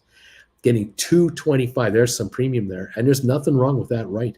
An October 14, 25, an October 21, 25. If you can get a fat price for those with a lot of premium on top of the book value, worthy of a look, certainly. FL, should I roll the 25 and a half for this Friday? Well, like I said just a minute ago, if you can write them, you're only 20 odd cents in the money, 28 cents. If you're able to score a higher price than it cost you to buy these back, in other words, you're putting cash in your account, not a penny or two. I'm talking bucks. Worth a look, my friend. Absolutely worth a look. But take your time. We are right now ahead by 259 points on the Dow Jones. That's what I'm seeing right now. I've got S&P up 41, NASDAQ up 168. The Dow is up only 0.88 of a percentage point. The S&P is up 1.1, NASDAQ 1.5. Oil up 125 to 77.96. We're just not going anywhere. We're up a little, but not going anywhere further. Uncle Bruce, Karim, I'm looking at October 14, 140s for 525 on Meta. What's your thought on that? If I write on this former Facebook stock, what are your thoughts on doing that? Well, the stock is 137.69 up 132. October 14 at 140. So you're about 250 out of the money, 5.25. I don't mind that trade. That's good cash. Those are the kind of calls you buy. You sell at 525 and you buy back at 201, 166. Those are good trades. If you can pull that off. Bama Babe, I wrote October 21, 27.50 for 195 on GameStop. Nice premium on an out-of-the-money contract. Susan Shops About. Bruce, I am thumbs up 206 for you. Thank you, Susan Shops About. Appreciate that. Fantastic. Keep the thumbs coming in for us, folks. Thank you all for helping out. It is much appreciated. Yeah, today is a great day to to do a rollover if you can, roll up into a higher strike, bring in more money here, position a little higher. Stock wants to go up tomorrow, day after, again, you'll do another one. You'll just keep rolling up. You're very accommodating people out there. You casinos are phenomenal. Helping the gamblers gamble. It's a wonderful thing. Let's see. FL, I was hoping for it to clip to the 26.5 before rolling. Might just let it go into Friday and do a little hop for next week if they're still in this neighborhood. Jennifer, yesterday I wrote 25.50 for October 14 and I got 218. Nice going. Amy, I am thumbs up 206 for you. Thank you. So Susan, someone's 205, 6 or 7, but it doesn't matter to me. Those thumbs ups keep coming in and I thank you all very, very much. We're up to 25.81 on GameStop. We're right at the high. We just hit 25.88. So those of you looking to do rollovers or rights, you're getting more for your contract than you may have thought you're going to get. Good to see a little movement there. The market is up 213 only, though. The Dow is backing off a bit right now with some selling coming in as per expected. That would be reasonable. Apple up 251. SoFi up 20 to 528. We'll watch that. HPQ is only up 16 now. It's backing off. Pfizer is up 40. Tesla is up 988 now. It's backing up. We got Boeing up 196, Cisco up 35. So we're getting some selling in here, a little bit of pullback, kind of to be expected after a nice opening. And we'll just see how strong this market is underneath the surface. We're 32 minutes into the market, and we're already backing off here to 182 gain on the Dow. 182 only, 0.6%, 0.6 of a percentage point. Okay, everyone. 25.60 on GameStop. It turns to. It also quickly will come back. 25.57 at the moment, 25.61, 25.57. So a 35-40 cent pullback very quickly showing up on GameStop. It might be that might be the case. Okay. Anyway, FL. I've opened up a little short position on Carvana 26.20, and FL just looking for some dinner money right now. Right on. Cheers to all of you around the world from your buddy Uncle Bruce. I did 5 shows yesterday, so the voice is a little tired today. Cheers. A little stuffed up today. Nice to have you here with me, joining us today. Appreciate it. Christina is saying, good job, Bama Babe. Big red candle on GameStop. 25.59.60 right now. Up $1.11, $1.12. 25.55 now.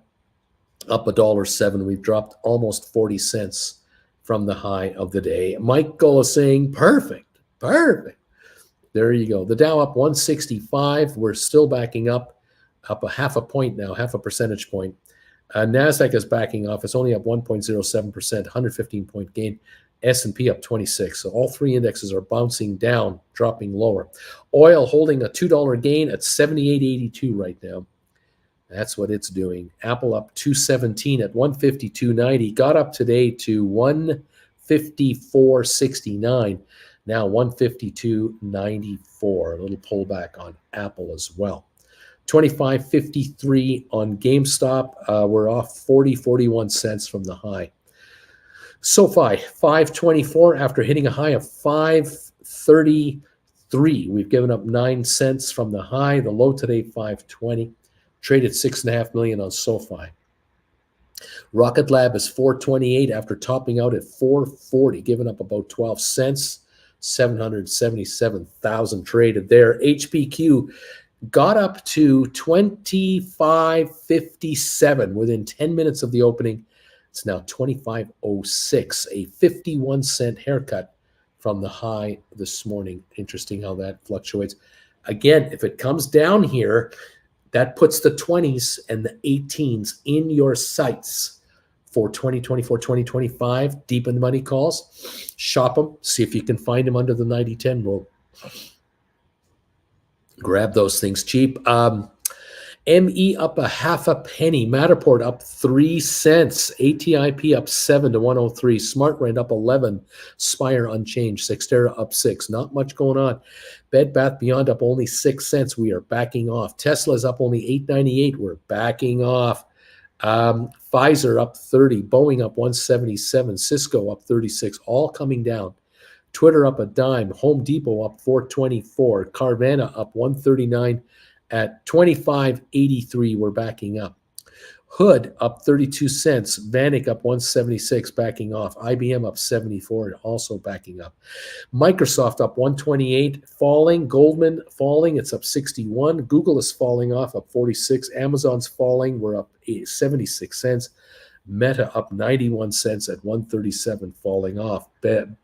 BlackBerry up 6, dropping as well. Still holding a 270 gain on Royal Caribbean. Target is falling, up only 89 cents. JP Morgan is only up a quarter. Costco up 237, backing off. Walmart up 47, backing off. Nvidia 312, backing off. It's higher at 125, but it was 127 a little while ago. So Nvidia is dropping. Disney's dropping off a bit, still up 55 cents. Moderna up 248 at 122.17 after hitting 123.40 today. That is the story, kids. That's what we got going on here. The Dow Jones now is gaining a 177 on the day. Had been up over 300. Constantine, Bruce, how do I do a one-on-one? Send me an email. The link is down below. Bruce Frommert at hotmail.com. There it is right there. Send me an email. Say, Bruce, I'd like to have a one-on-one.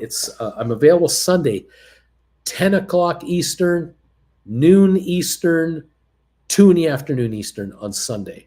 Pick your time. Tell me what time you'd like. I'll send you a link to my PayPal. If you want, you can just make a donation to my PayPal account, which is also linked down below. 400 US, send it in there and you lock your time up, reserve it, and it's secured. No one can take it away from you. And away we go. All right, Mirko. Hey, Uncle Bruce, I wrote 10 GameStop 25.50s for this Friday. I wrote them yesterday at 109.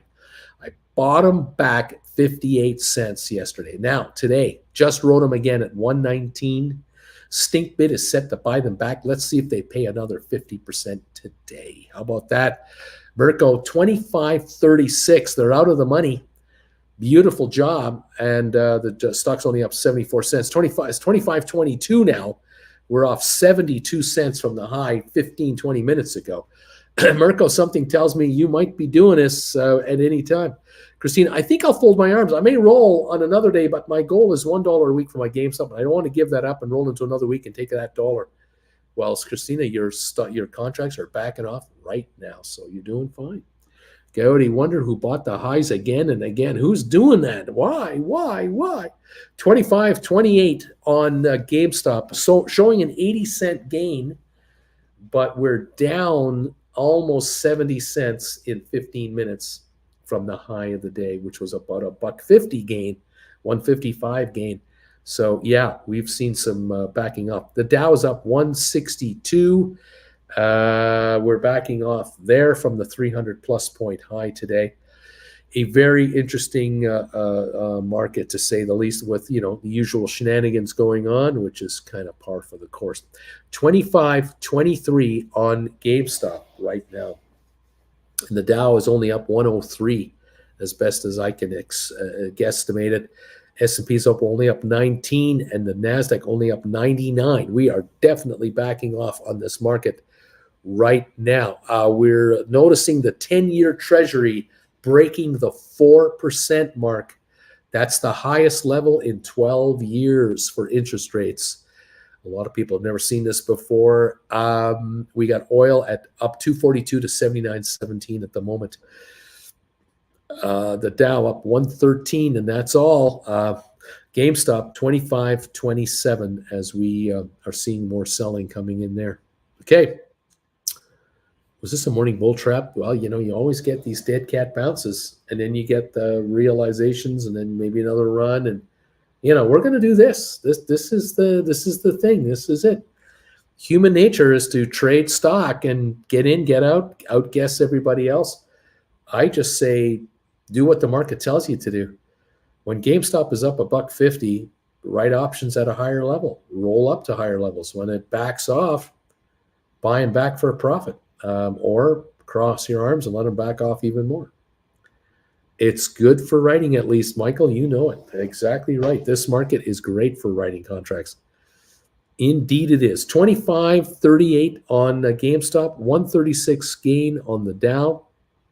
I think we've given up 200 points in the last 15, 20 minutes. 200-point drop on the Dow Jones. Okay, that's the way it's going to go. Fine. HPQ up 13 to 25.09, putting those 20s and 19s and 18s in your wheelhouse if you're looking to buy deep in the money calls. Cisco at $40.91. That means 35s, 34s, 33s, 32s are your buy right there. Deep in the money calls. Pfizer trading at 44.16, up 33 cents. I'd be looking at 38s, maybe 40s, but 39s, 38s, 37s, 36s, 35. Those would be the deep in the monies to acquire if you were acquiring more. Indeed. Boeing 128.80. So I'd be looking at 110s, 115s for those. Cisco, yeah, 40.91. Wow, talked about those already. Okay. Yeah. Giddy up, kids. Google at 99.49. I'd be looking at 80s, 85s maybe for Google. That's what I'd be looking for. But they got to be in that 90-10 rule. All of these buys, these contracts you're going to buy, they got to be out a year plus, preferably more. You want to be paying 90-10 prices for this stuff. Otherwise, you're overpaying. So don't overpay. Be a patient buyer and see if you get them at the price you want. FL, 4% plus on a 2-year is so juicy. How do I justify buying dividend stocks with 2% yields? Oh, there you are. You got to decide yourself how you're going to play it. Option premiums can really make it worth your while. A 146.96 gain on the Dow. That's all. GameStop at 25.36 at the moment. Holding a gain, but nowhere near the gain we had. It's been an interesting run and adjustment today on GameStop. It has been most entertaining. 25.13 for the low, 25.94 for the high. So it is an 81-cent spread, but that's still tiny. But we are at 25.44 here. So, 25.40, a most interesting range and opportunity knocks. That's the deal. Okay. All righty. What else is going on? I think I caught up with all your comments. Incredible. I've caught up with everybody. Apple up 238 to 153 now. On apples, I'd be buying 120s, 115s, 110s. If you were a little more aggressive, you can buy 130s. Those are 2,300 plus premium contracts. Again, you got to double check the price of those contracts, but right against those. I mean, if you can write a $5 call against a call that costs you maybe $2,500, $2,800, $3,000, you can write a $500 call against a $3,000 purchase.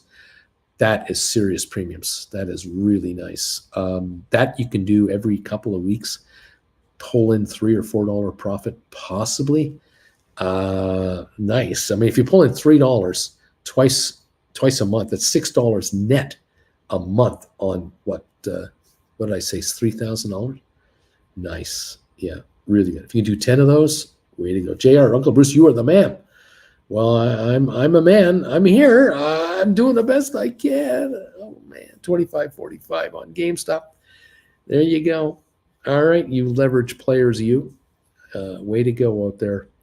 Changing your lives completely from the cubicle existence that was being offered to you.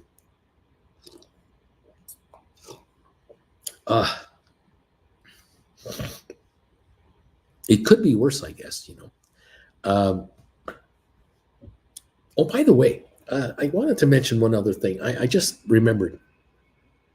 If you're in Europe, you're in the United Kingdom, and you're watching your currency get crushed against the American dollar, I got good news for you guys. You are writing options on U.S. stocks in U.S. money.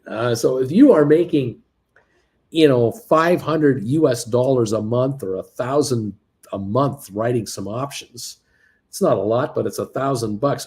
And the British pound has dropped 25% in value in the last 3-4 months.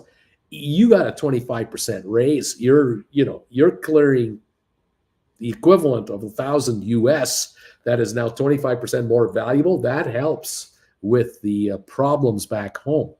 So just as a little heads up to you folks out there in Europe and in the UK, in Canada, I mean, if you're writing call options on American stock for American money, you are winning to a degree against your own currency as well. If your bills are pounds, you have expenses in British pounds or in euros, and you're making American money, you're bringing in more pounds and more euros than you would have 2 months ago, 3 months ago. That's a little consolation. Don't know if it's enough, but it's a little. And I thought I'd mention that. And it caught that. I just remembered that the other day. Oh yeah, that's right. These guys are winning on the currency game here, playing the American markets. Right on. Well done, everybody. 153 gain on the Dow at the moment. Let's see. FL, my portfolio is in American. My expenses are in euros. I just got 2 years worth of index returns just in currency appreciation. Mirko, Gowdy, the gamblers, and the fear of missing out guys, I guess. Alex, yeah, I figured that out last night. One small silver lining, most of my British pound investments is invested in U.S. stocks. So thankfully, you're holding American as your pound is dropping. So you are winning there for sure. You are, taking some of the sting out of it for sure. And now if you can keep writing on those American assets, bringing in those fresh American dollars at these highs, absolutely. If the pound wants to go to parity or go below parity, which is being rumored, and that the euro might go to 90 or 95 or whatever, you want to be bringing in these American dollars for sure. You betcha. Anyway, Coyote is saying to Mirko, I can't believe fear of missing out is not a valid trading strategy. Mirko, if you think the train is leaving the station, some people think they have to jump on it. That's true too. There it is. A 160 gain on the Dow, 262 gain on Apple. Gamestop at 25.42 to 25.53 right now. SoFi 523 up 15. Rocket Lab at 428 up 5. HPQ up 17 cents at 25.13, 12.13, something like that. New U.S. new home sales surged 28.8% in August, probably because of the fear of the interest rate increase that we just had last week. And the next one, next month, people sold and secured home sales at those mortgage rates before the bump because it's going up 1.5% more. That doesn't look good for September, October, though. There'll probably be a huge drop back, and we'll see how that plays out. But yeah, higher interest rates have a way of getting people to get their act together quickly and make a move. Absolutely. Before it becomes that much more expensive. Amazing, absolutely amazing out there. We're beginning to hear about rental price drops in the U.S. We're now getting reports that rents in certain cities in America are dropping because they went up too far too fast, and now renters have rented and they're backing off, and all of a sudden the landlords have to drop prices to attract renters, interestingly. And Mirko, I'm trying to figure this out. I have 10 covered calls on GameStop written for 2 weeks, 10 for 3 weeks, and the last 10 I'm trying to day trade. Right now, everything seems to be working. Keep up the good work, my friend. Coyote, those poor landlords. Yes, indeed, those poor landlords. 25.56 to 63 is the GameStop range right now, up $1.07 to $1.15. A little bounce back has come into the market, ever so little. 25.55, 25.61. SoFi at 522, up 14. We've got Rocket Lab at 430, up 7. HPQ up 15 cents. Tesla up 1064, a little bounce back again. Pfizer up 39, Boeing up 160, Cisco up 37 at the moment. That's what we're watching. Mike is saying, you know what? Everything's coming up Merco. That's what's going on around here. Everything is coming up Merco. Okay. Making the money, babies. That's what it's all about here, kids. Making dough. 25.45 on GameStop. A little dip coming back in here, it looks like. What can I say? What can I say? I'll be on again this afternoon, by the way, at 3 o'clock, as you well know. Tomorrow is Wednesday, which means 3 shows tomorrow. Actually, 4 shows. The Trader Alert for Gold Bagel members, then the 8:30 show, the 3 o'clock show, and tomorrow night, 8 o'clock live, prime time with Uncle Bruce for Gold Bagel members. If you become a Gold Bagel member, you are invited to that exclusive show, which is kind of like a one-on-one with a number of intimate friends. You can ask me whatever you want, and join me Wednesday night, 8 o'clock, prime time with Uncle Bruce for Gold Bagel members. Those of you who want a one-on-one private session, if you'd like to have one this week, send me an email and let me know that you would like to have a private one-on-one on Sunday this week, and I will lock up a time zone for you, lock up a time and get you set up, and you will we'll have our meeting on Sunday this week, and we can talk about your option writing situation, your account, your world, whatever you want to talk to me about. You got stuff coming up in the next 3-6 months of 1 year that you want some advice on, fire away, and let's go over some stuff and see what we can do. I'm that relative that doesn't show up every year at Thanksgiving and give you a hard time. I'm an unofficial relative that is sort of like Switzerland. I'm neutral. I will listen to your side of the story and then try to help you deal with it. Especially when you know you have to meet that certain relative who's going to grill you.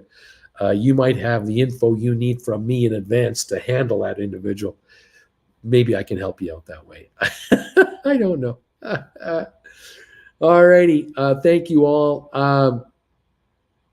Nazareth, you're forgetting the shows that you give Jen. I can't imagine how busy your schedule is. Susan, Bruce, do you like ATT to write covered calls? It's not going anywhere. It pays a nice dividend too. I mean, I don't hate it, but I'm not a big fan of it. I don't, as you know, I rarely, if ever, even mention it. As a matter of fact, I don't even have a quote on my system on it. So I don't know where it's at. I don't know what the options are like. But, if you can bring in a 0.5 percentage point, 1 percentage point a month on your money, writing calls that are out of the money, that won't be exercised, so you keep your dividends, good for you, but stay ahead of those dividends, right? Brian, okay, I'm here. You can start now. Thank you, Brian. I guess I need to rewind. H. Gregory, whoops, I'm number 184. Something tells me that's a little late too, but thank you, everybody, for being here. The Dow up 217 now. The GameStop 25.50 to 54. SoFi 522 up 14. Rocket Lab 430 up 7 cents. There you go. Thank you, everybody. Let me take a look right now at some other stats here in this market. Right here, I've got interest rates. The 10-year rate, wow, 3.959, just under 4%. Germany, 2.2%. Italy, 10-year treasury, 4.7%. Spain, 3.4%. The UK, 4.37% and climbing over there. Japan, 0.25%. Still not raising their rates in Japan. The euro, 96.1 cents to the American dollar. We were better this morning, but we're backing up now. The yen 144.75. That is almost right back to where we were before the intervention last week. Last week, the Bank of Japan bought up a whole bunch of Japanese bonds, notes, treasury notes, and they tried to move their yen against the dollar. They got it to 141. Now it's back to 144.7. The British pound, 107.78, back under 108, and it has backed off from 112 last week, 120, 130 3-4 months ago. It's unbelievable. I mean, Jennifer and I bought UK sterling. We bought pounds when we were going overseas back in May. And I think we paid 131, 132 for them. The good news is we spent the pounds. We spent these notes in the UK when in the UK. So we didn't get caught holding, a ton of UK currency here.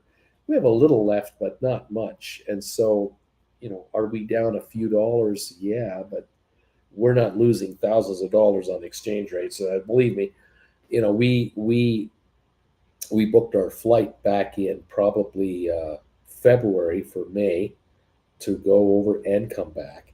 And then as the Canadian dollar, it rose a bit and then dropped a bit, we didn't lose any on currency. We bought euros, we bought pounds, and we bought Swiss francs. And we were able to utilize them during the summer when the Canadian dollar was doing just fine against them. And now we're out of, we're back home, and now all this turmoil is taking place. So we're not dealing with the issues that we would have had to deal with had we been there now. Unbelievable. All right. Thank you all. DQ, I am thumbs up number 218. Cindy B, Uncle Bruce, a long time ago, when we were buying deep in the money, far out SoFi contracts, when 750 was deep in the money, I have 10 750 contracts for April 2023. They're over 60% under. Do I roll again? What do I do with these 750s for April 2023? Well, obviously, right now, I would just hold on to them. You may want to buy some more of them just to average down and have a real cheap average.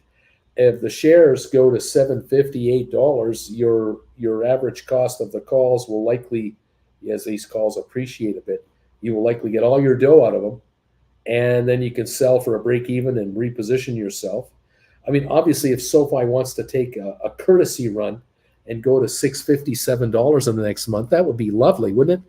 That would salvage this trade. But you might want to buy some 750 calls if they're super cheap, and just average down your cost on them, and that way you don't need the same break-even price to break out of there or even make money. Again, that's just a thought. It's not a guarantee move. I'm just suggesting as something to think about. We're at $5.22 a share, so you're a long ways away from the money. And I'm not saying you have to put in more, but yes, you could consider in a couple of months a rollover to May or June or July if you need it. But if the shares want to take a little pop here into the 657 range, you're going to be real close to the money again, and hopefully they'll break through. The company, of course, as we know, it's growing. They're going to be profitable sooner or later. Shares are undervalued, but those are just words. Right now, the stock is at $5.21, and that's the reality of the situation. But Cindy, you don't have to do anything right now. You can wait right now and do nothing at this point. The Dow is dropping again, 174, 176 to 178. That's the law. That's the gain right now. We're giving up ground again on the Dow. S&P 27-point gain. NASDAQ 125. But the Dow's only up 0.58 of a percentage point. We might be running into some resistance. 25.52 on GameStop. Looks like we're backing up a little bit again. Just ever so slightly. We'll see what happens. All right. Cindy B, I did buy 3 or yesterday at 52. Okay, I don't know what that means. Or you bought 3 contracts for $52, so you bought them at 52 cents. Is that what you did? I got it. I get it. Okay, so you're bringing it, bring it down. Yeah, bring it down. Uh, Obviously, a $1 pop from here will move those options to probably 75, 80 cents. That brings you that much closer. If the shares want to go to $7, they'll go to $1. The shares want to go to 750, they'll go to 125. Are you ahead or are you even if that were to happen? Or do you need the stock to go to 9 just to break even? If you need it to go to 9, you got to average down, definitely, or shift. But I mean, again, it's up to you, Cindy. How much money you want to throw at this? Okay, these are out of the money calls. Okay, I don't believe in buying calls, as you well know. I'd rather you write calls because this someone is writing them at you. They're selling calls they have, or they're writing to you right now. You're on the opposite side of this market. So, be careful on this. Just really be careful. Because all you're trying to do is break even, and you might be better off just holding and doing nothing and just keep writing on the other side to bring in the majority of your revenue and go from there. Okay. I hope that makes sense. I hope I haven't over explained this too much. Okay. We're up 205 on the Dow right now. Okay.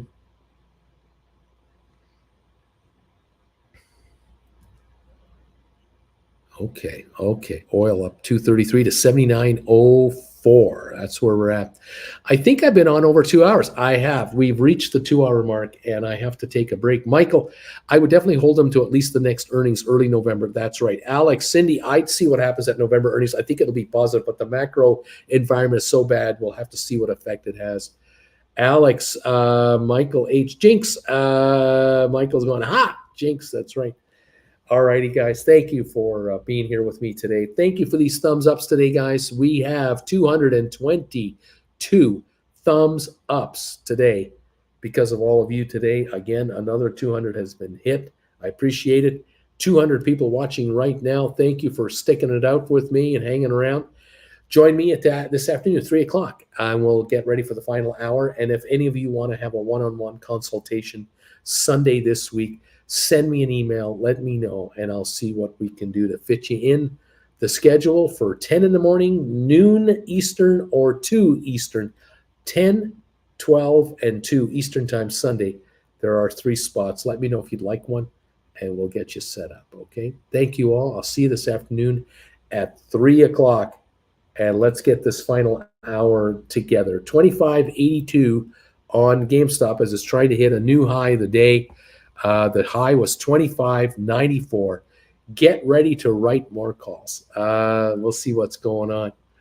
And Brian, okay, I'm trying to sell cover call GameStop. 27's expiring October 14 for 169. Come on, baby, hit me. Constantine, have a great one, everybody. On Christmas, we'll find a day off for one-on-one. Thank you. Brian, thanks, Uncle B. Right on, guys. Okay, whenever you're ready, we'll talk to you guys. In the meantime, we'll see you this afternoon at 3. Bye for now, guys.